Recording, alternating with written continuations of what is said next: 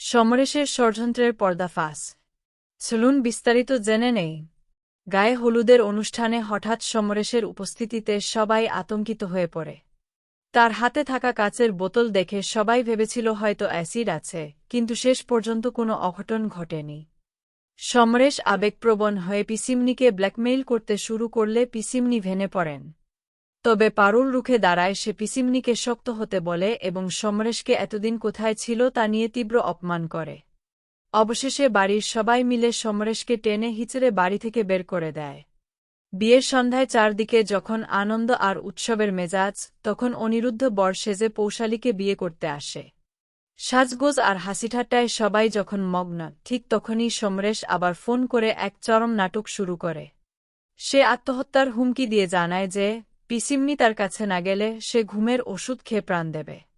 সমরেশের এই মিথ্যে অভিনয়ে পিসিমনি সত্যি বলে বিশ্বাস করেন এবং সবার চোখের আড়ালে চুপি চুপি তার কাছে চলে যান।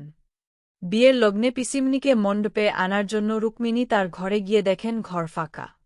পিসিমনির এই অন্তর্ধানের খবর শুনে রায়ান ও পারুল স্তম্ভিত হয়ে যায় এবং বুঝতে পারে এর পেছনে নিশ্চয়ই সমরেশের হাত আছে। তারা দ্রুত একটি হোটেলে গিয়ে সমরেশের আত্মীয়র পরিচয় দিয়ে ঘরে ঢোকে এবং সেখান থেকে একটি মাইক্রোচিপ উদ্ধার করে। সেই চিপ থেকে পাওয়া তথ্য আর কল রেকর্ডিং শুনে তাদের কাছে সব জলের মতো পরিষ্কার হয়ে যায়।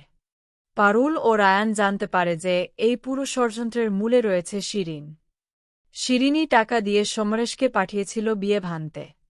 শুধু তাই নয়, কল রেকর্ডিং থেকে তারা আরও জানতে পারে যে বাড়ির ভেতরেও কেউ একজন এই নোংরা পরিকল্পনায় যুক্ত আছে। একই সাথে বেরিয়ে আসে সমরেশের আসল পরিচয়, সে বিবাহিত এবং দিল্লিতে তার স্ত্রী ও সন্তান রয়েছে। সব প্রমাণ হাতে আসতেই পারুলরা রণচণ্ডী মূর্তি ধারণ করে। শেষমেশ তারা শিরিনের বাড়িতে হানা দেয় এবং তাকে বেঁধে রেখে সমস্ত সত্যি কবুল করতে বাধ্য করে। শিরিনের কাছ থেকেই তারা জানতে পারে সমরেশ পিসিমনিকে কোথায় লুকিয়ে রেখেছে।